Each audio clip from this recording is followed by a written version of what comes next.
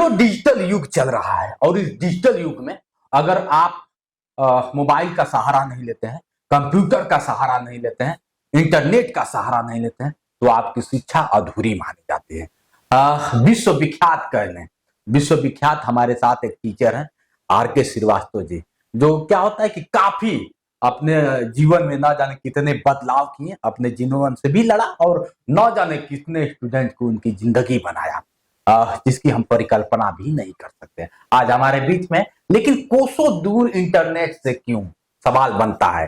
सभी लोग digital platform पे आके चीखते हैं, चिल्लाते हैं, बताते हैं, लेकिन सर हमेशा अगर देखेंगे डिजिटल युग से दूर रहते हैं, लेकिन नंबर 1 पे अगर बात आ जाता है, अभी आप क्या होता है कि पीछे आपने देखा होगा कि शिक्षक दिवस था, उसमें क्या होता है कि बड़े बड़े इंटरनेशनल लेवल की मीडिया इनको नंबर 1 पे क्या होता है कि सेलिब्रेट के रूप में इनको दर्शाती है और बताती है कि 5वें टीचर नंबर 1 पे इनको दिखाया जाता है, पेपर की गतिविधियों से देखा जाए तो। पहले तो सर स्वागत है आपका। जोश एक्सप्रेस में जो है आप पटना है, तो जोश एक्सप्रेस के सभी दर्शकों को मेरा प्रणाम है।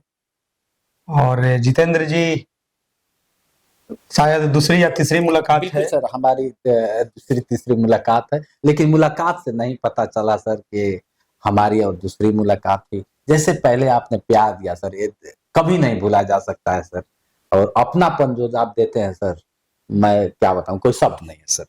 पहले तो है कि आप अपने आप में एक प्रेरणा है कि मैं हमेशा कहता हूं कि मैं अपने बारे में भी, कि जैसे 5 वर्ष का मैं छोटा था तो मेरे पिताजी गुजर गए, तो मैं यह जरूर बोलता हूं कि मुझे सहानुभूति नहीं चाहिए जी, क्योंकि मैं कितने वैसे लोगों को देखता हूं कि जिनकी स्थितियां हमसे भी नाजुक था, जी सर, वो भी खुश रहते हैं और ईश्वर के प्रति हमेशा शुक्रिया अदा करते हैं, और उनसे सीखनी चाहिए। तो कहीं ना कहीं आप एक प्रेरणा है कि आप बहुत सारी विषम परिस्थितियों को देखते हुए भी आप मीडिया में आए और यूट्यूब या अन्य सोशल प्लेटफॉर्म के माध्यम से आप ख्याति पाते जा रहे हैं। आपका प्रश्न था कि डिजिटल जो एजुकेशन है सर, बिल्कुल कि सर आप इससे दूर क्यों हैं। जी, बहुत प्रेशर आ रहे हैं कि सर जैसे हरियाणा में, दिल्ली में या अन्य जगहों पर बच्चे हैं कि वो आपसे कैसे शिक्षा ले पाएंगे। तो शिक्षा तो देने का मन है और प्रयास है कि भविष्य में दिया जाएगा, लेकिन मैं आप ही से एक प्रश्न पूछ रहा हूं या आपके दर्शकों से भी कि भारत में आपको जैसे डीएवी स्कूल है जी, जिसकी उम्र 100 साल या उससे अधिक हो चुका है, बिल्कुल, पटना में भी कई स्कूल मिलेंगे जिसकी उम्र 50 साल या उससे अधिक हो गए हैं, या देश में बहुत सारे स्कूल मिलेंगे। बिल्कुल सर, बिल्कुल। लेकिन भारत की एक कोचिंग बता दीजिए जिसकी उम्र 50 साल हो। आखिर कोचिंग ऐसा क्यों है कि वो आ रहा है 10 साल 15 साल में, आ रहा है, जा रहा है, कोई 5 साल में जा रहा है, कोई 10 साल 15 साल में।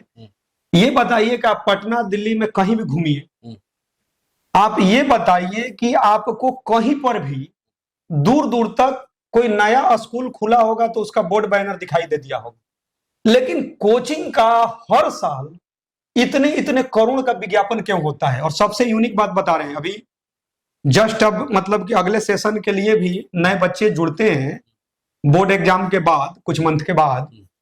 तो आप देखिएगा कि अब सोशल मीडिया पर देखिएगा, आप हनुमान चालीसा आप सुनना सुबह में चाह रहे हैं, आप यूट्यूब पर हनुमान चालीसा या कोई भी आप जो भजन सुनना चाह रहे हैं, तो आप जब उसको स्टार्ट करें तो पता चलेगा कि किसी कोचिंग का विज्ञापन आ गया बीच में ही। शुरुआत में ही आ जाता हाँ, मतलब कहीं भी बीच में विज्ञापन आ गया। बिल्कुल सर। जब आप इतने अच्छे पढ़ाते थे, इतने रिजल्ट दे चुके हैं, तो वो लड़का नहीं प्रचार करेगा क्या? वो लड़का चाहे इतने आपकी दावा ये है कि हमने न जाने कितने का रिजल्ट दे दिया, तो भाई उसके मोहल्ला, उसके रिलेशन, उसका मतलब कि आपको प्रचार की जरूरत नहीं है। लेकिन आप अभी पटना आए हैं, आप बनारस या पंजाब या मतलब देश के अलग अलग कोना में घूमते होंगे, दिल्ली स्टेशन से आप निकलिएगा तो पता चलेगा करोड़ों का विज्ञापन मतलब दावा लोग ठोकने लगता है। तो आखिर ये बताइए, उतना दावा के बाद भी जब से भारत मतलब का जन्म की बात कर रहे हैं, मतलब हमारी भारतीय सभ्यता, संस्कृति, परंपरा जब से गुरुकुल परंपरा चला तब से मैं बात कर रहा हूं कि भारत की एक कोचिंग बता दीजिए जिसकी उम्र 50 साल हो। एक आपको भारत में मिलेगा? आखिर फिर भी सर, लेकिन देखा जाए तो बहुत काफी चर्चा का विषय बना रहता है कि नहीं इस कोचिंग में जाएंगे तो ये होगा, और टीचर भी अपने आप को बताने लगते हैं कि मैं ये हूं, मैं ये करा दूंगा। हालांकि एक टीचर, आप ही कहने वाले हैं कि एक टीचर सब कुछ नहीं हो सकता है। तो देखिए, मैं हमेशा अपने जो वक्तव्य में मैं बात रखता हूं कि शिक्षक को मान मिलेगा, सम्मान मिलेगा, मीडिया कवरेज मिलेगा, हो सकता है कि उसको सेलिब्रिटियों से अधिक पहचान भी मिल जाए। बिल्कुल। लेकिन जब तक ये पृथ्वी रहेगा शिक्षक कभी सेलिब्रिटी नहीं हो सकता है, और होना भी नहीं चाहिए। उसका मैं रीजन देता हूं। उसको नाम शोहरत बहुत मिल जाए, लेकिन अंदर से वो अपने को सेलिब्रिटी जैसा, अपने को ग्लैमर न दिखाए, क्योंकि उसके पास गरीब भी बच्चा पढ़ेगा, उसके पास मतलब कि हो सकता है कि अमीर घर का भी बच्चा है, बहुत ही निर्धन परिवार का भी बच्चा है, मिडिल क्लास का भी बच्चा है। आप जहां आप पढ़ाते हैं उससे 2 कदम की दूरी पर बैठा रहेगा, आपका मोबाइल नंबर भी मांगेगा, आपसे बात भी करेगा। तो सेलिब्रिटी मानसिक रूप से होने का मतलब क्या है कि यार हमसे बहुत दूरी से तुम बात करो। लेकिन जब शिक्षक हैं तो शिक्षक को तो भाई एकदम उसको नजदीक से पढ़ाना पड़ेगा। कभी वो आपसे डाउट पूछने भी आएगा, कभी ऐसा भी होगा कि उसका टेस्ट में कम मार्क्स आएंगे, कभी निराश भी होगा, क्योंकि आप गांव से आप शहर में आया है तो आप उसके माता पिता या उसके अभिभावक की तरह उसके सुख दुख में आपको खड़ा भी रहना पड़ेगा। तो सेलिब्रिटी इतना कैसे करेगा? सेलिब्रिटी तो दूरी बना के रहेगा। इसीलिए क्या है कि जब तक ये पृथ्वी रहेगा शिक्षक कभी सेलिब्रिटी नहीं हो सकते हैं, होना भी नहीं चाहिए। उसको इज्जत, मान, सम्मान, प्रतिष्ठा, मीडिया कवरेज सब मिले, लेकिन वो मन से सेलिब्रिटी जैसा वो व्यवहार किसी के साथ ना करे।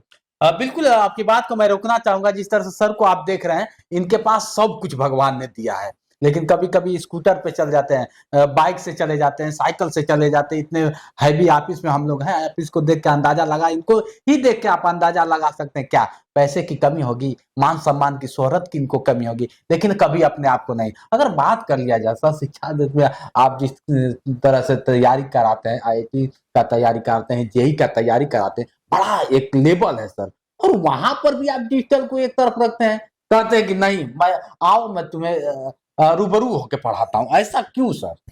देखिए, मैं अभी तक जितने बच्चों को मैंने शिक्षा दिया है उन्हीं का रिजल्ट आया है जिसके पास मोबाइल नहीं था। अच्छा, उन्हीं का रिजल्ट आया था, और उसका मैं रीजन भी दे रहा हूं।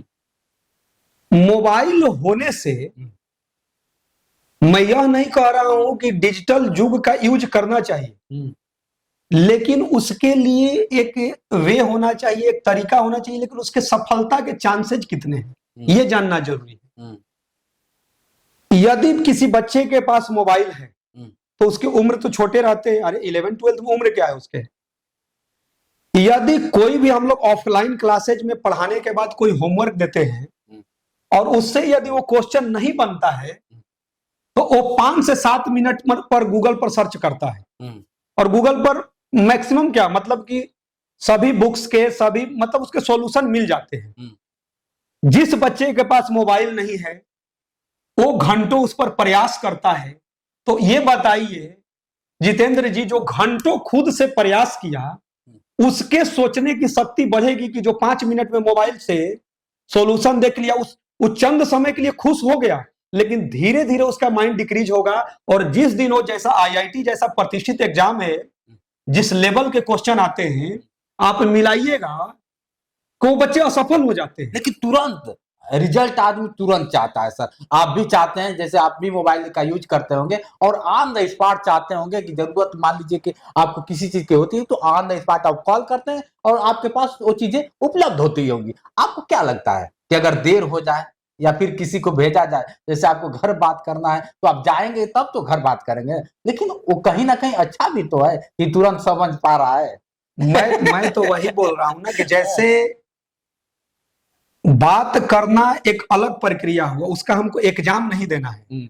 IIT जैसे JEE एडवांस के क्वेश्चन आते हैं आपको सेल्फ स्टडी करके अपने माइंड को ग्रोथ करना है। अच्छा। आपके सोचने की शक्ति खुद, क्योंकि ये बोर्ड एग्जाम जैसा नहीं है कि आपको देखा हुआ क्वेश्चन आएगा, उसी सिलेबस से आएंगे लेकिन कंसेप्चुअल क्वेश्चन आएंगे। तो उसके लिए आपके माइंड को ग्रोथ करना है। यदि ऑनलाइन प्लेटफॉर्म के आप यूज करते हैं तो सेल्फ कंट्रोल होना बहुत जरूरी है। क्योंकि क्या है कि बच्चे के पास मोबाइल हाथ में लग गया तो पता चलेगा कि वो रील शॉर्ट्स भी देखने लगा, और पता चलेगा कि इसमें इतने आनंद आएंगे कि 3-4 घंटा समय बच्चा का व्यतीत हो गया, और उसके 4 घंटा के बाद उससे पूछिएगा ना कि पहला नंबर पर कौन सा रील्स देखा था, तो बता ही नहीं पाएगा। और आपको मतलब मैं अपने 12 साल के अपने अनुभव पर बता रहा हूं कि वही बच्चे मैक्सिमम सफल हो रहे हैं। मैक्सिमम का मतलब सबके सब, कि जिसके पास मोबाइल नहीं है, मतलब आईआईटी एग्जाम की बात कर रहा हूं मैं, अदर एग्जाम की बात नहीं कर रहा हूं, क्योंकि 10th के बाद 11th-12th में ही इतना टफ लेवल के एग्जाम होते हैं, और उसमें आप रट्टू कॉन्सेप्ट या गूगल से सॉल्यूशन देखकर उस समय खुश हो जाइएगा। लेकिन एक दिन जब एग्जाम में बैठिएगा और आपका माइंड ग्रोथ नहीं किया, तो वहां पर गूगल का सॉल्यूशन आपको बचा लेगा क्या? आपके खुद की माइंड को ग्रोथ करना है। ये जरूर मैं कहूंगा, क्योंकि मुझे भी बहुत फोर्स हो रहे हैं, तो हम लोग भी जस्ट ऑनलाइन के लिए, मैं बच्चों को सेवा देने के लिए मैं प्रयास करने जा रहा हूं, लेकिन मैं अभी डर भी रहा हूं। इसलिए डर रहा हूं कि बच्चे तो बहुत पढ़ेंगे, आप मिलाते होंगे कि ऑनलाइन 17,790 मतलब आईआईटी के सीट है, मतलब लगभग 18,000 बोल सकते हैं। अब बताइए कि 13 लाख बच्चे बैठ रहे हैं, मतलब लगभग 13 लाख बच्चे। यदि एनआईटी को भी जोड़ लिया जाए 23,954 सीट, ट्रिपल आईटी को भी जोड़ लिया जाए तो लगभग 50,000 के करीब सीट है। तो यदि 13 लाख बच्चे बैठे तो 12,50,000 का रिजल्ट नहीं हुआ, तो आप कैसे मतलब की बात कर सकते हैं? क्या रीजन क्या है कि रिजल्ट नहीं हो पा रहा है? मोबाइल रीजन है, या गूगल रीजन है, या फिर डिजिटल बोर्ड रीजन है? क्या रीजन है? नहीं, कोरोना के बाद तो डिस्ट्रैक्शन बहुत सारे, सोशल मीडिया तो बच्चों को मतलब पढ़ाई से, किताब पढ़ना धीरे धीरे बच्चे भूल रहे हैं। अच्छा। हर कोई को जल्द जो है ना खुशियां चाहिए। आपको क्या लगता है सर कि जिस तरह से अगर बात कर लिया जाए तो बच्चों को मोबाइल नहीं देखना चाहिए जो आईटी की तैयारी करते हैं, जेई की तैयारी करते हैं, जिससे आप तैयारी करवाते हैं, या फिर सिर्फ बुक से ही वो कितना समझ पाएंगे? देखिए, वो ऑफलाइन तो क्लासेज बच्चा कर ही रहा होगा, क्योंकि मैं बोलता हूं कि जब तक ये पृथ्वी रहेगा, जो बेहतर शिक्षा है आंख से आंख मिलाकर, जो ऑफलाइन क्लास की जो शिक्षा है, वो गुरुकुल परंपरा ही आपको मजबूत बनाएगा, बैठना सिखाएगा, बात करना सिखाएगा, आपके साथ शिक्षक का इमोशन भी जुड़ा रहेगा। लेकिन ऑनलाइन व्यवस्थाएं जो है वो चीजों को बेहतर कर रहे हैं, लेकिन कम उम्र में सेल्फ कंट्रोल कितने बच्चों के पास है? मान लीजिए कितने बच्चे के पास सेल्फ कंट्रोल है कि मान लीजिए कि ठीक है, हमको 3 मिनट 4 मिनट में सर क्वेश्चन नहीं बनता है ना, गूगल पर सर्च मार लेता है 3 मिनट में, और मान लीजिए वो थियरी जानता है तो उसको लगता है कि हम सीख भी गए।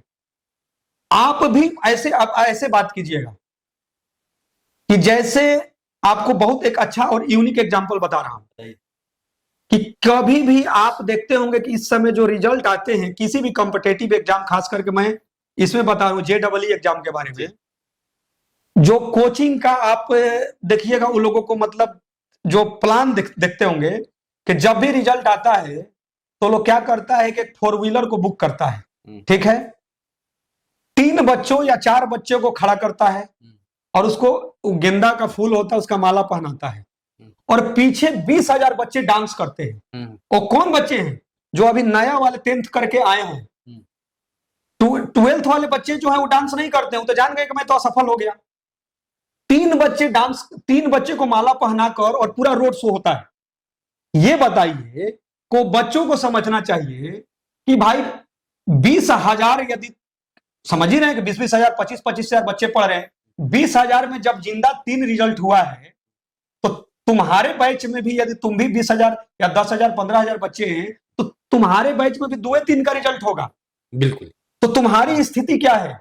बेटा जल्दी सेल्फ स्टडी पर ध्यान दो, और जादू की छड़ी नहीं होता है। सर मेरे यहां भी बच्चे सफल होते हैं, लेकिन मैं कहता हूं कि नर्सरी 1, 2, 3 के टीचर को मिठाई लेकर जाओ, तुम नर्सरी से 10th के टीचर को मिठाई लेकर जाओ।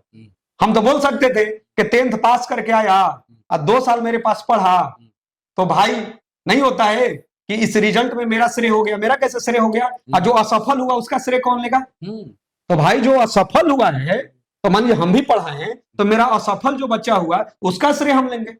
जो बच्चा सफल हुआ उसमें नर्सरी 1-2 के टीचर का, उस बच्चे की सेल्फ स्टडी का बहुत बड़ा योगदान है। उसके माता पिता का दिया हुआ संस्कार है कि जो बड़े शहर में आके बिगड़ा नहीं। और सर आपको बता रहे हैं, आज देखते होंगे कि लड़का गांव से पटना आ गया बैंक, रेलवे, दरोगा या बीपीएससी या किसी चीज का तैयारी करने के लिए।